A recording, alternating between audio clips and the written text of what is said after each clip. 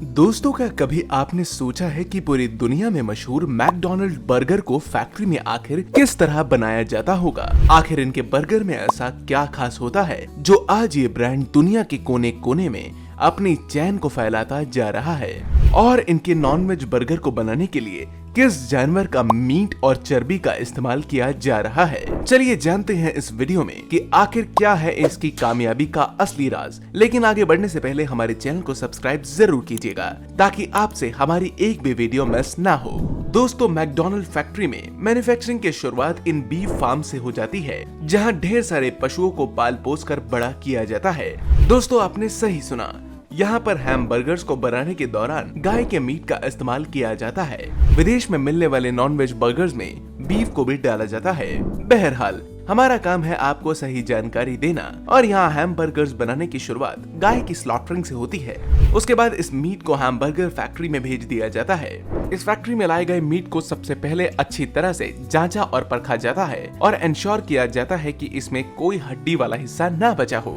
इसके बाद इस ढेर सारे मीट को इस बड़े से टब में रखा जाता है। और दोस्तों, इस बर्तन की कुल कैपेसिटी 500 किलो मीट को होल्ड करने की है। और आप भी यह बात जानकर हैरान हो जाएंगे कि यहाँ पर पूरे 500 टब भरकर मीट का इस्तेमाल हर दिन किया जाता है। यहाँ एक के बाद एक इन सभी कंटेनर्स को ग्राइंडर्स में पलट दिया जाता है, और इन बड़े आकार की ग्राइंडर्स के धारदार ब्लेड्स मीट को बहुत बारीक बारीक काट देते हैं। लगातार घूमते इन ब्लेड्स की मदद से इन्हें पूरी तरह से मैश किया जाता है। इस मीट को स्पेगेटीज के जैसे पतले पतले तिनकों में काट लिया जाता है, और उसके बाद यहाँ मौजूद एक अन्य मशीन इस मीट को हैमबर्गर के शेप में ला देती है। यानी कि यहाँ ये मोल्डिंग मशीन इसकी पैटी को तैयार करती है।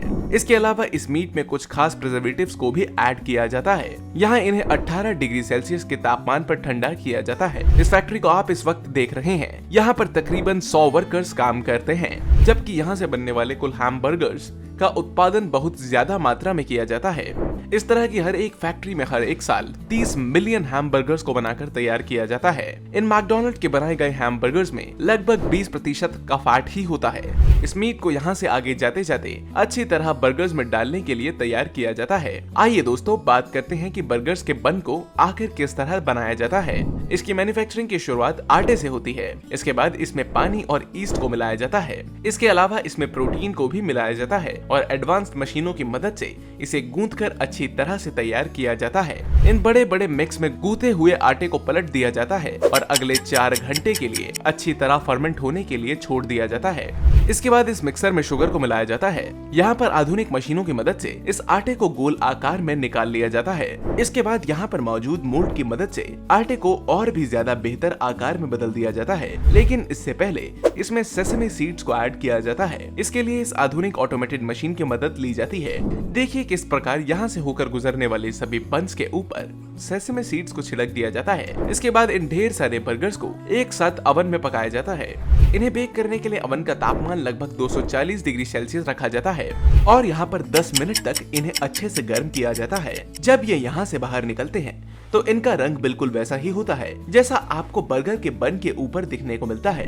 ये नॉर्मल टेम्परेचर पर आने के बाद अच्छी तरह ठंडे हो जाते हैं। इसके बाद कन्वेयर से गुजरते इन सभी को अच्छी तरह बाहर डिस्ट्रीब्यूशन के लिए तैयार कर लिया जाता है। एक के बाद एक इन सभी बर्गर्स को प्लास्टिक रैपर्स में पैक कर लिया जाता है। दोस्तों, क्या आप भी बर्गर खाने के शौकीन हैं या नहीं? अपनी राय हमें कमेंट्स में जरूर दें। आइए दोस्तों, अब बात कर लेते हैं सभी के फेवरेट पिज्जा की। चाहे कोई छोटा हो या बड़ा, बूढ़ा हो या जवान, हर कोई पिज्जा खाने का दीवाना है। इस दुनिया में पिज्जा लवर्स की कोई कमी नहीं है। तो चलिए फटाफट बिना किसी देरी के देखते हैं कि आखिर दुनिया के सबसे पॉपुलर ब्रांड डोमिनोज का पिज्जा फैक्ट्री में कैसे तैयार किया जाता है। दोस्तों, किसी भी पिज्जा को अच्छी क्वालिटी का होने के लिए सबसे ज्यादा जरूरी होता है इसका पूरा सर्कुलर बेस अच्छा खासा बना हो। जाहिर सी बात है कि अगर आपके पिज्जा का बेस अच्छा नहीं होगा तो चाहे उसमें कितनी अच्छी से अच्छी टॉपिंग डाल लीजिए, उसका स्वाद वैसा कभी आ ही नहीं पाएगा।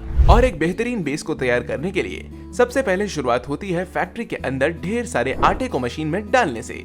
उसके बाद इस मशीन के अंदर कुछ अन्य इंग्रेडिएंट्स जैसे कि पानी, नमक, तेल, चीनी और भुट्टे को पाउडर फॉर्म में भी मिलाया जाता है। एक बार इन सभी इंग्रेडिएंट्स को एक साथ डाल लेने के बाद मशीन की मदद से इन्हें अच्छी तरह घुमाकर मिक्स कर लिया जाता है, और यह काम भी इस मशीन के द्वारा ही किया जाता है। कुछ देर तक अच्छी तरह मिला लेने के बाद इस घोल के अंदर यीस्ट को मिलाया जाता है। जिसका असली काम पिज्जा को उसका सॉफ्ट मोटा मोटा और फ्लफी टेक्सचर देना होता है। इस आटे को अच्छी तरह गूंथने के लिए फुल्ली ऑटोमेटेड मशीनों द्वारा अंजाम दिया जाता है। और आप भी जानकर हैरान हो जाएंगे कि इस इतने सारे आटे को गूंथने में यह मशीन को केवल 46 मिनट का ही वक्त लगता है और उसके बाद इसे कुछ समय के लिए खुला छोड़ दिया जाता है ताकि ईस्ट बैक्टीरिया अपना काम अच्छी तरह कर सके। बहरहाल दोस्तों, इसके बाद अच्छी तरह गूंथे गए आटे के गोले को एक मशीन में डाल दिया जाता है जिसका काम पिज्जा की क्रस्ट की लेयर को तैयार करने का होता है। इस चुकिंग मशीन के अंदर ढेर सारे आटे को अलग अलग गोलों में बांट दिया जाता है, लेकिन इस दौरान जब यह आटा एक के बाद एक आगे मूव कर रहा होता है तो इस मशीन में चिपकने से रोकने के लिए यह मिक्स के ऊपर पहले से थोड़ा सूखा आटा भी छिड़का जाता है। इसके बाद बारी आती है इस बेस को अच्छा शेप देने की, जिसकी शुरुआत इन शेडिंग मशीन से की जाती है। इसमें स्टेनलेस स्टील मटेरियल के रोलर्स का काम पिज्जा के बेस को एक रेक्टेंगुलर शेप में काटने का होता है। यहाँ से आगे चलते हुए बेस आटे को अच्छी तरह दबाकर बराबर कर लेता है और इसके बाद बारी आती है इन्हें पिज्जा के ओरिजिनल शेप और उसके साइज के अकॉर्डिंग काटने की। यह एक बड़े और क्लासिक रोलर की मदद से इस बड़ी रेक्टेंगुलर आटे की शीट में से काटकर ढेर सारे गोलाकार बेसिस को अलग कर लेता है। और दोस्तों, बचे कुचे आटे को यहाँ पर बर्बाद होने से रोकने के लिए मशीन के अंदर ही दोबारा से इस्तेमाल कर लिया जाता है। पिज्जा बेसिस की कटिंग के बाद बारी आती है इन्हें बेक करने की। हालांकि अगर आप अपने घर में पिज्जा बना रहे हैं तो आपको शायद इस काम को करने की इतनी आवश्यकता नहीं पड़ेगी। दरअसल यहाँ फैक्ट्री में पिज्जा बहुत लंबे समय तक इस्तेमाल होने के लिए बनाया जाता है, इसलिए यहाँ इसे फ्रोजन फॉर्म में भी तैयार रखने के लिए किया जाता है ताकि आगे चलकर यह बड़े बड़े रेस्टोरेंट्स के द्वारा खुद भी पकाया जा सके। इस कड़ी में तैयार हुए पिज्जा को स्टील प्लेटफॉर्म को पार करके इस एप्लीकेशन कैबिनेट में जाना होता है, जहाँ पर यह ऑटोमेटेड मशीनें सबसे पहले इस पर पिज्जा सॉस को अप्लाई करती हैं और खुद ब खुद अपने आर्म्स की मदद से फैला देती हैं। इसके बाद ये पिज्जा बढ़ता है अपनी अगली स्टेप की ओर, जहां इस पर चीज यानी कि इसके सबसे मेन इंग्रेडिएंट को डिस्पेंस किया जाता है। यहाँ पर 3 अलग अलग चीजेस का प्रयोग किया जाता है, जिसमें ग्रेटेड चीज और मोज़रेला चीज का इस्तेमाल किया जाता है। अलग अलग पिज्जा के टाइप के अकॉर्डिंग अलग अलग बेसिस पर अलग अलग तरह का चीज डिस्पेंस किया जाता है। खैर, इतना हो जाने के बाद दोबारा से अलग अलग टॉपिंग्स के अकॉर्डिंग इन पिज्जास को टॉप अप किया जाता है। अगर पिज्जा अनियन फ्लेवर का है तो उस पर अनियन की टॉपिंग होगी, अगर पिज्जा टोमेटो फ्लेवर का है तो उस पर टोमेटो की टॉपिंग होगी, अगर पिज्जा मेज, ऑलिव, पेपरोनी का है तो उस पर इन सभी इंग्रेडिएंट्स को अलग अलग डाला जाएगा।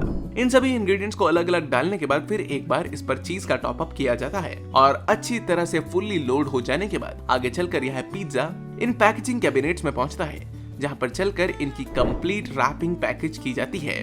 वेल दोस्तों, यह ऐसे पिज्जा हैं जिन्हें यह कंपनीज अपने आउटलेट्स पर ही तैयार करती हैं, इसलिए यहाँ पर इन्हें सिर्फ 20% ही बेक और डन किया जाता है। आगे चलकर 80% कुकिंग इनकी इन आउटलेट्स पर की जाती है। हालांकि अब क्योंकि यह फ्रोजन फॉर्म में रहेंगे तो इसीलिए यह लंबे वक्त तक प्रिजर्व रह पाते हैं और कुछ यूं देश भर के हर एक आउटलेट्स में इन रेडी टू ईट पिज्जास को पहुंचा दिया जाता है, जिन्हें क्विकली कुक करके वहां के वर्कर्स आप तक पहुंचा देते हैं। तो दोस्तों, कैसी लगी आपको हैमबर्गर्स और पिज्जा की यह फैक्ट्री मैन्युफैक्चरिंग प्रोसेस, हमें जरूर बताएं। बाकी अगर आपको आज की वीडियो पसंद आई तो इसे एक लाइक करना ना भूलें। आगे भी ऐसी ही वीडियोस को देखते रहने के लिए हमारे चैनल को सब्सक्राइब जरूर करें। हम जल्द ही मिलते हैं आपको एक और शानदार वीडियो में। तब तक के लिए आप रखें ख्याल अपना और अपने परिवार का। Bye bye.